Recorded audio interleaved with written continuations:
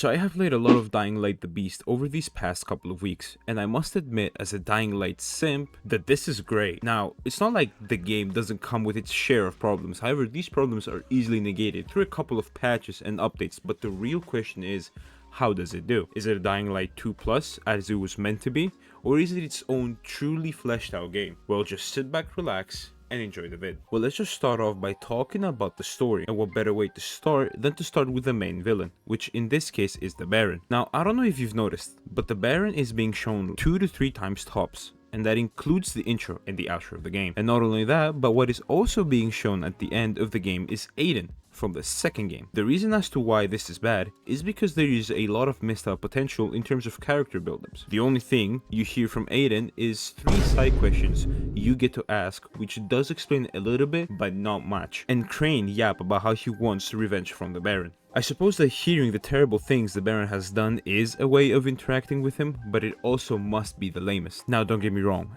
any game time with Aiden was dope and felt super cool having these two guys banter together because they had very similar problems, and it is clearly understandable that in what will follow from their next game, because of the GRE showing up once more, that the duo would get the time they needed to shine. Not to mention the ending boss fight you get with the Baron, which was a massive improvement over the 6-button sequence from the first one, or the multi-choice fiasco from the second one. What wasn't as epic, however, was the table scene near the end, which served as a high point in the Baron's character development file. This was unnecessary and felt like the devs realized they hadn't done much with him outside of mentioning him to make the player feel the same level of hatred Crane feels for all 13 years of captivity. And they decided to butcher one side character and a good friend of ours from the very first game, which was Spike, of course, only to then allow us to escape in some of the most plot armor way possible, and then the final fight begins. Too much of a bad move. What wasn't as much of a bad move, however, was the side quest, which most felt enticing to complete, not only for their story, which was a lot, and I mean a lot better than the previous,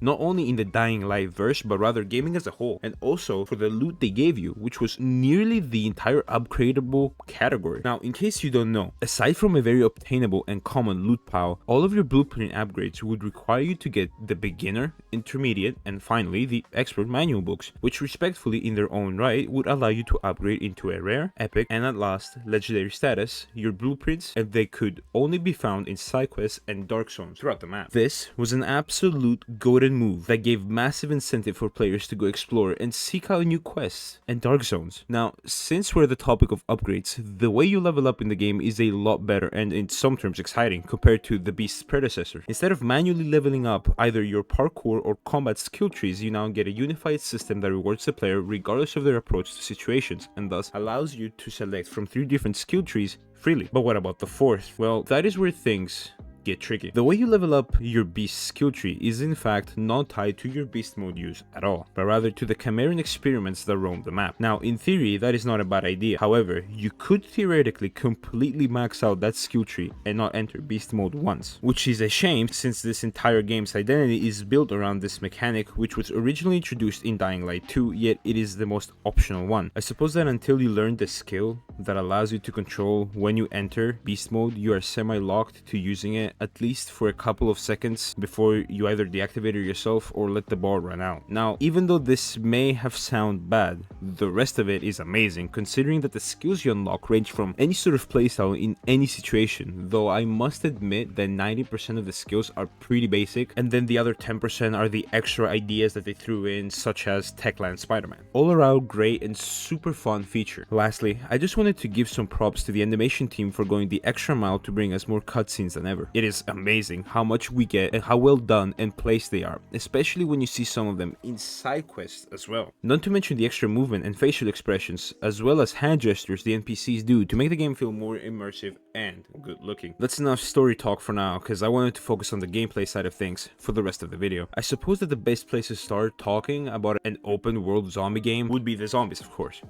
Now, in terms of variations, we see 0, extra enemies from Dying Light 2, but we do get some reskins. What's important though is the animation and sound design range for different types of scenarios. You can tell by the way the zombies act that there has been some hefty work thrown into them. Unlike the first game, which was one animation for idle, one for slow walk, one for grab, and then the ragdoll physics, which still make a comeback, but now there is more of an animation pool depending on the scenario to make everything feel more natural. Speaking of natural, the gore of this game is amazing, since the exposure of different parts of the body show depending on the damage the zombie has received. Now, I don't want to get into amputation and gore so that I don't enter YouTube's bad side, so I'll just say that it's very revealing and great looking. However, we must talk about Traversal and how the attempt of realism has downgraded the experience of the game. In short, there is no fast travel in a map that has a lot of open space, and at times extremely little parkour options to give the cars they've put into the game the spotlight in an attempt to make the beast feel like the following from the first game, which gave you your own signature vehicle, well known as the buggy, which was its own mechanic that gave you not only an entire new skill tree, but it was also fully customizable aside from the exoskeleton. The reason as to why this isn't so well implemented here is because of a couple of things, such as the lack of a fast travel option that limits you to only using the car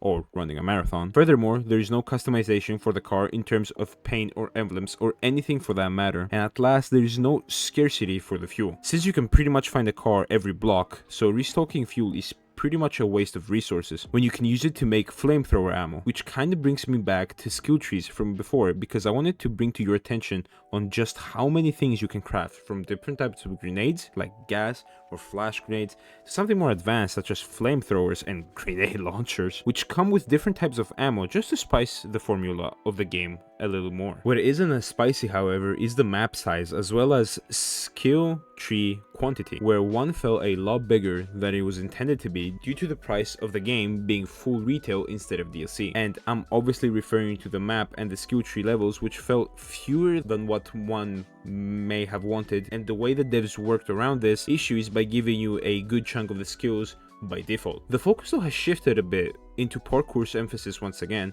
and the balance between zombies and human missions has been a lot more balanced, especially from Dying Light 2's missions where the zombies were almost out of the picture entirely. Something that has been out of the picture entirely for quite some time recently has been game optimizations. Now, in a world where the flagship graphics cards that cost a kidney and a half are only capable of running 60 to 90 frames at 1080p in a game like Borderlands, this game coming out very soon after was a clear invitation to keeping some standards as to how games should run when they come out, and the Beast manages this perfectly. With what I've gathered from the game's launch, the only problem gamers encounter is a VRAM leak that would happen after enabling Nvidia's reflex option. Not that it would crash your game after long sessions or anything, aside from simply filling up your VRAM, which could in theory stop some multitasking applications while you play. It's nothing at all really. Also, Nvidia's multi-frame gen settings did cause some stuttering, but from what I know, those things have been resolved by now. Lastly, I just wanted to give attention to the nighttime gameplay, recognizing the improvement as to how scarier the night has become, feeling a lot closer to its first game predecessor, especially when compared to its second game follow-up.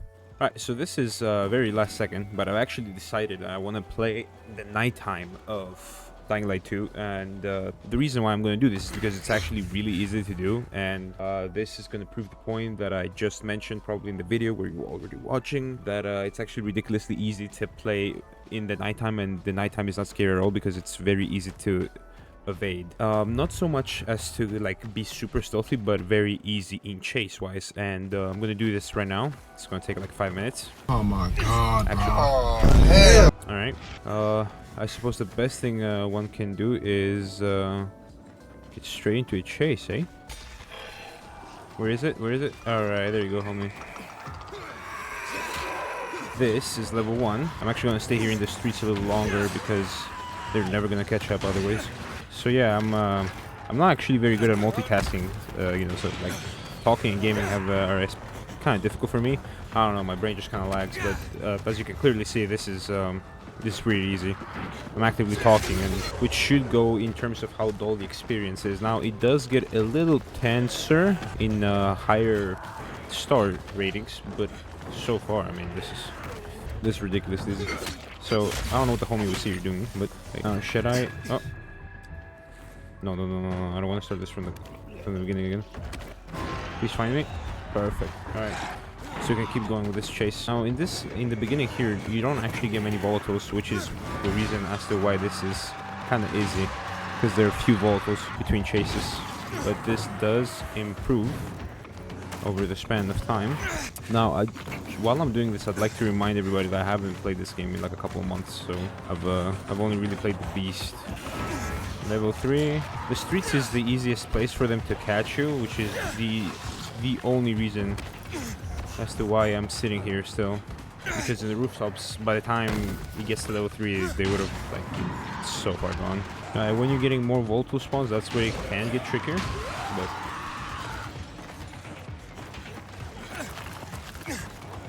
you can do things like this here, and then that's it. Yeah, as you can see, it's... Come on. There we go. Level 4. Come on. So this is the hardest point, right? This is where the chase is the most intense, and by any means it is, you know, in this game. But as you can clearly hear, I'm actively talking to you while I'm getting chased, and I'm very bad at multitasking, like I said before. So this is not really a challenge. I mean, you just go around, roll, press every shift ability after you've leveled up a bit, and you see I'm still running back to the vault. Right, slowing down like this is very bad though. You can't really slow down, but goodness gracious, once you start getting momentum again, it's over. Can I lose him? Not going down to the street's not usually the way, but... Alright, well, they did the good old spawn on top of one technique. Now, I don't think you can actually lose them unless you do, like, some shady stuff. I think you have to start doing, some zipline stuff, some, paraglider, I mean, stuff. Otherwise, there's just no shot, I think. Because they just spawn in front of you. Yeah. No matter where you go. I don't know, should I take this as a challenge to see if I can escape tier 4? Because, I mean, dodging is really easy. As you can see, just pop. I could go into the safe zone. Should we go? I don't know, I'm getting footage right now. Am I going to lose it?